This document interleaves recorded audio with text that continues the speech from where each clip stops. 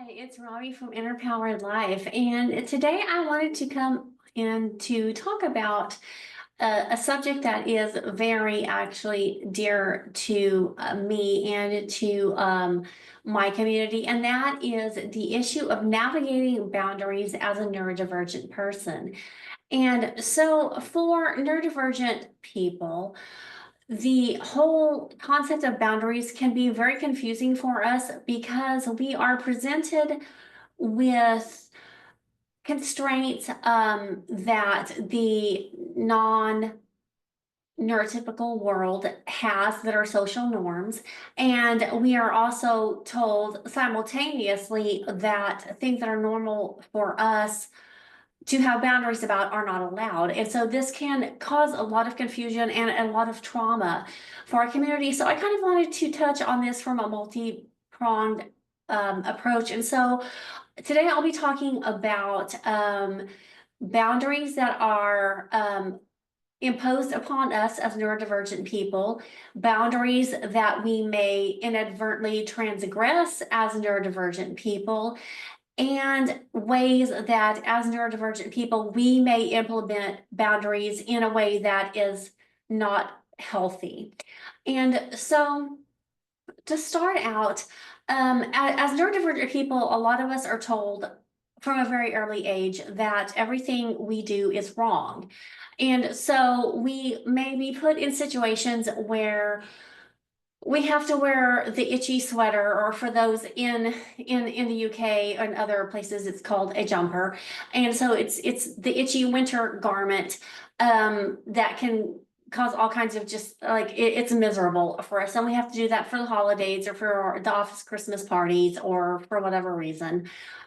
We could be forced to participate in very loud events or in things that make us uncomfortable for center issues and maybe for our own personal preferences or even like moral or ethical issues.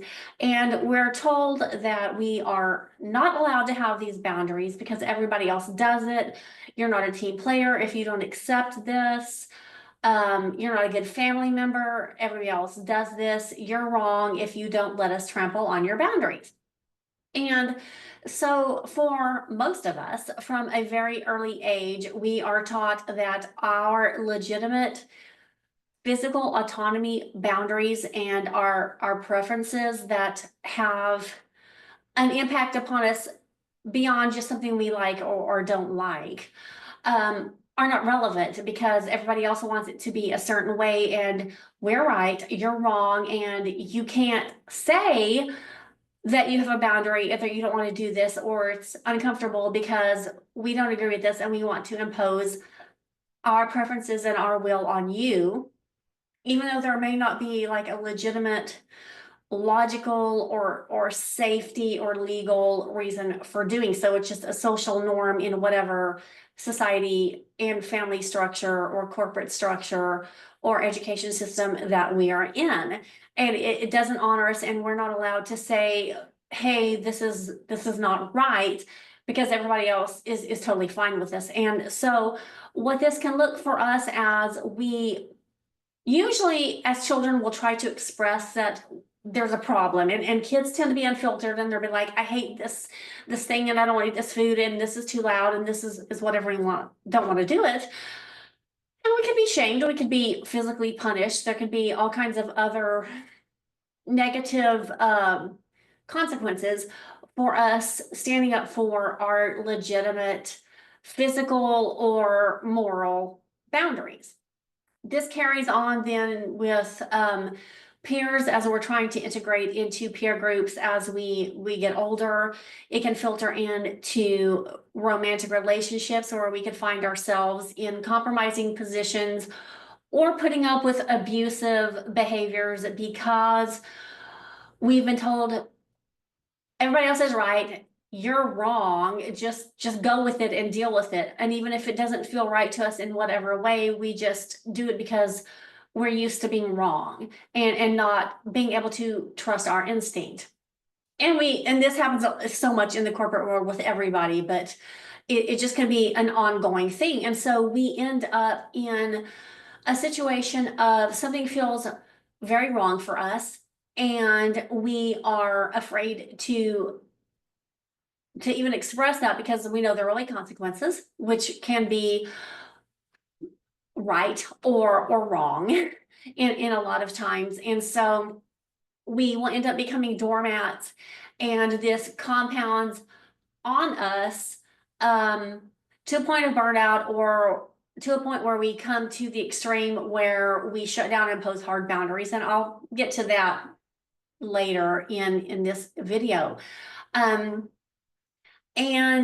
the second thing that some of us in the neurodivergent community can run into is there can be a tendency to not understand commonly accepted social norms or cues from other people based on their body language or their language. Some of us may not have the capacity developed to a point so that we understand that what we're doing is not comfortable for them, right? And so for some situations that can look like standing too close to somebody, or talking in a very loud voice, or talking in an uninterrupted way about something that we're very passionate about, and not understanding that the other person is not receptive to that, right? And so these are legitimate boundary issues that we can learn to be cognizant of as neurodivergent people, because for the most part, it's something we wouldn't necessarily want to happen to us, right? So depending on our own sensory issues, we may not want somebody up here in our face. We may not want to hear a bunch of loud stuff or something that feels repetitive or irrelevant to us. And so by doing these things, even though we mean well, we could legitimately be transgressing another person's boundary. This is a legitimate thing. It's not something to condemn ourselves about or to feel like we're just intrinsically wrong because we do this, but it is something to receive constructive feedback about and try to adapt ourselves to not engage in these behaviors in the same way that we would want someone not to transgress our boundaries. So I'm not in any way advocating suppression of neurodivergent traits, or that we should not talk about our special interests or hyper focus, or that we should not engage with people, but we do want to be cognizant of their actual legitimate non-manipulative boundaries in the same way that we would want them to be respectful for us. Where we can run into a lot of conflict is that boundaries can be perceived as, and are often, very arbitrary and ill-defined, and can be tools of manipulation. So what we can run into is, it's okay if Joe from the office, who's super popular with the management, talks incessantly about his favorite football team or his whatever. But if we're talking about our love for Celtic folk music or whatever the special interest is, because it's not popular or trendy, it's a problem for people, right? Or it can be something very trivial, like Sally at the office had a birthday and there was a birthday card, and we might have gone to sign it and found that the card was filled up with signatures and there wasn't really a place for us to sign, and so we didn't. And our reasoning is, well, everybody else said hi, and Sally knows that I wish her happy birthday, and if I see her, I'll say happy birthday, so it's not a big idea, a big deal, right? And then later somebody's like, oh, you didn't sign Sally's birthday card, you're so rude, you're just so horrible and not a team player, and she was so offended, and it was this horrible social transgression. Was it really? No. Was Sally gonna keel over because you didn't sign her birthday card and 50 other people did? No. Okay. So that's a very manipulative group think kind of boundary violation, which is not actually a boundary violation, right? There can be a lot of things like that, like as a child, or maybe even as an adult, you go to a family gathering and great Aunt Ethel wants to hug and kiss everybody on the mouth, and you're like, I don't know. And if you don't let great Aunt Ethel kiss you on the mouth, then you're a horrible person. Are you violating Aunt Ethel's boundaries by not allowing her to kiss you on the mouth? No, no, by her insisting on doing that and other people insisting on you allowing this, they're violating your boundaries, okay? So this is not a problem on your part. This is a social construct part, a social construct problem on the part of your employer or your family system, right? So for a lot of neurodivergent people, because we're told we're always wrong, it can be very easy to just assume we're always wrong. And even if we feel that we're right, and we have a legitimate reason for thinking or doing what we're doing or not doing something, or we're just wrong. And so there's a lot of cognitive dissonance about what is right and what is wrong, and what is honoring my own boundaries and what is violating other people's boundaries. And so the way that I recommend people to approach this is, you always have a right to autonomy over your physical body. So it doesn't matter what other people think. If you don't want Aunt Ethel kissing you on the lips, you don't have to. You can say, love you, Aunt Ethel. I'm not really like a kissy kind of person, and patter and keep moving. If you go out on a date with somebody you met and they buy you a burger and fries and they want you to come back to their apartment because they bought you dinner, you don't owe them that, okay? And you can understand that if somebody's asking that, they might have an agenda other than what you're understanding, and you have a right to your bodily autonomy, and you don't owe anybody physical intimacy because they bought you a hamburger, okay? You can say, it was great to meet you. I need to go home now. I'll catch you later. If they throw a fit, they have bad intentions. If they're a good person, they're gonna be like, great, I'll hit you up later, and they're good. If everybody else in the office is wearing this hideous acrylic sweater or jumper and whatever to the Christmas party, and it makes you feel like you're trapped in like barbed wire,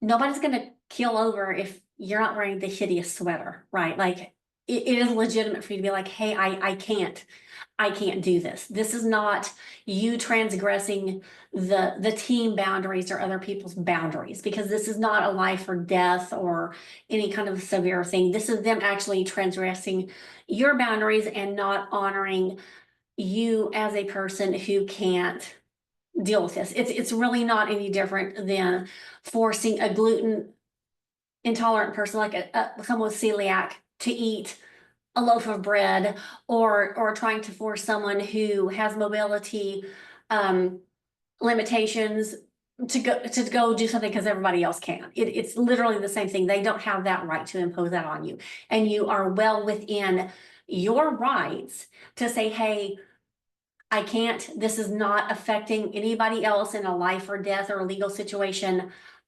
I'm stepping back from this. You can 100% do that. Where a lot of us also can fall into the other extreme is we may have spent our entire lives, particularly for those of us who are older, who may have been undiagnosed neurodivergent people, who had to go through the school systems and family systems and societal systems that didn't recognize this, where our boundaries physically, emotionally, spiritually, financially, and every other way were completely trampled on all the time. Some of us were physically abused if we tried to implement any legitimate boundaries. And at some point we get tired of it and we're like, no. And so then we can swing to the other end where everything is a boundary, and we erect these mile-high walls with barbed wires and electrification on the top, to make sure nobody ever transgresses again. And this also can be very unhealthy and unnecessary. And so what we need to understand is the difference between legitimate boundary transgression and us being triggered by people who aren't doing anything based on our own trauma. And I kind of addressed this in a previous video, but I wanted to bring it up again here because I know it's a thing for neurodivergent people. And so if you have a person or situation that has continuously, consistently transgressed your physical and mental and emotional and spiritual and ethical boundaries for no, especially for literally absolutely no reason. Like there's no legal reason, there's no physical safety reason, there's nothing. It's just their preference and they want to do what they want to do. 100% you can say, I'm not going to allow you to yell at me anymore. That's not necessary. You could communicate to me in an adult, calm way. No, I'm not going to work 80 hours a week and get paid for 40. No, I'm not going to go home with you because you bought me a hamburger.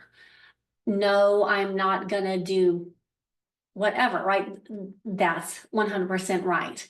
Where it's unhealthy is if you are imposing arbitrary boundaries on safe people because you're so afraid of everybody, transgressing your boundaries that it's just a hard no with everything.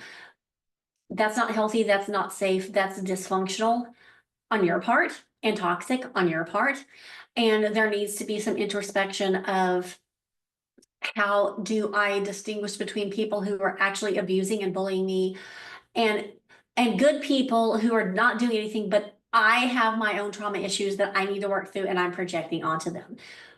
Because it is a thing and it does occur and there's a huge difference. And as responsible adults, neurodivergent or not, we need to take inventory of ourselves and our reactions, and if what we are doing is healthy, and if how we are interacting with others is toxic or abusive, and start learning to distinguish between when there's a threat and when we are projecting and shutting down. And for neurodivergent people who have a demand avoidant profile, there's an extra layer of that because it's kind of built in, right?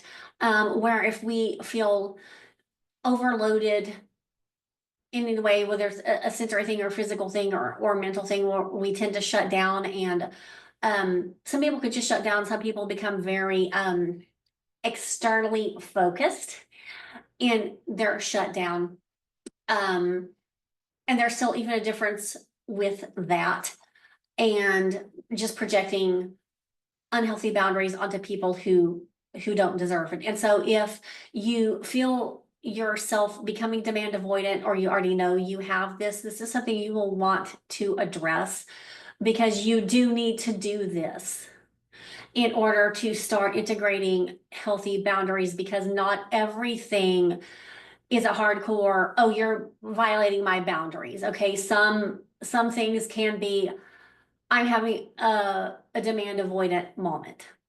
Some things could be hardcore, violations of your boundaries, and you need to work with someone so that you can start to distinguish that and work through that, and that you, at a minimum, have an ability to communicate with people, with whoever you feel is coming at you, to determine what is actually happening. Okay, so I 100% encourage you to do that. The other thing that can affect neurodivergent people is rejection sensitive dysphoria.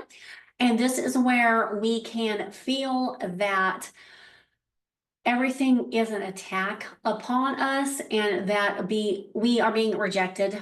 And it could be constructive feedback. It could be non-constructive, abusive feedback and manipulation, or it could be literally absolutely nothing.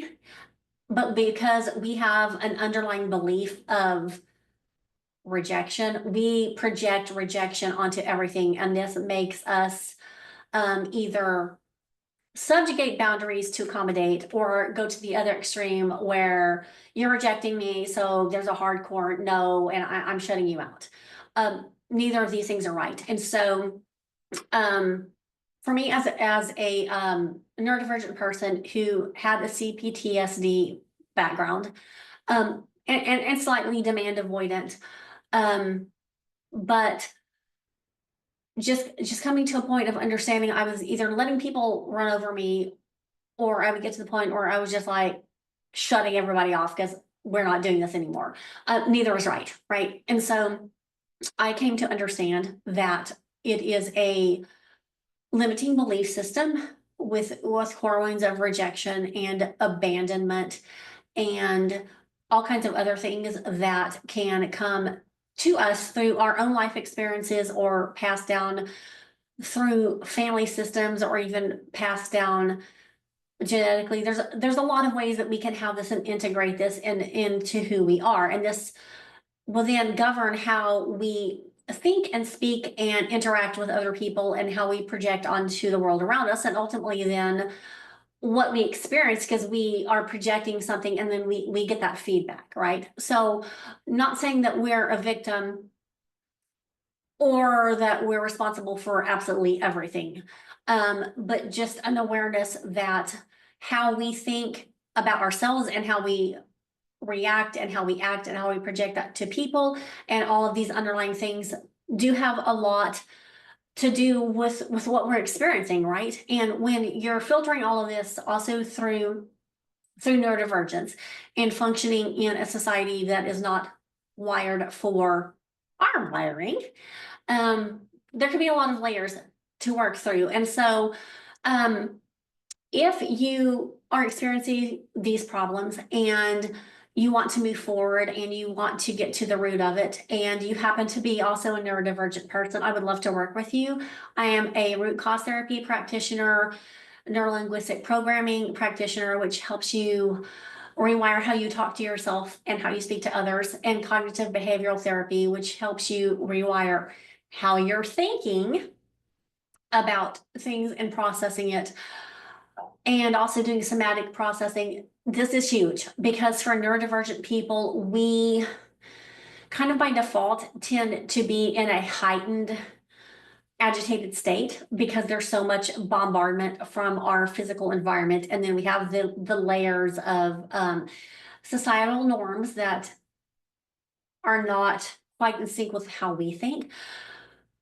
So there can be a lot of trauma. And then a lot of us have family of origin or caregiver trauma, and bullying at schools, and bullying with partners, and bullying at workplaces. And there can be a lot of stuff that is layered on top of what we already have going on, right? And so if you're interested in partnering with somebody who understands and has gone through this journey, and you want to process this and get yourself to a better headspace where you can start integrating it and regulating yourself and changing how you're thinking and how you're speaking and how you're perceiving to get better results in your outer world, I would love to work with you. My passion is to help people who have experienced trauma and abuse to move past this, because you are never defined by what happened to you. You're defined by you and who you are and who you perceive yourself to be, and where you're going, and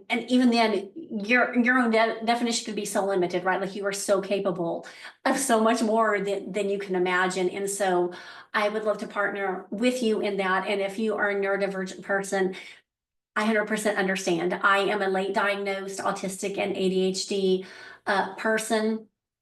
I know I went through the school system, and I went through decades of professional experience in very challenging career fields, being very high masking, and I understand. So please reach out. I am Robbie Jean Miller. I can be reached at Robbie Jean, and that's ROBBIEGEAN at innerpoweredlife.com, or you can just go to innerpoweredlife.com, and I'll drop that in the links. And reach out to me. I would love to answer your questions and to partner with you and to help you. I am an advocate for the neurodivergent community. And I believe in you. There's just so much that we have to offer you. And I understand your challenges with boundaries and with a lot of things. So I just want to encourage you, believe in yourself, keep going. And I will be catching you soon in another video or our next video about boundaries. Take care and have a wonderful holiday season if you celebrate.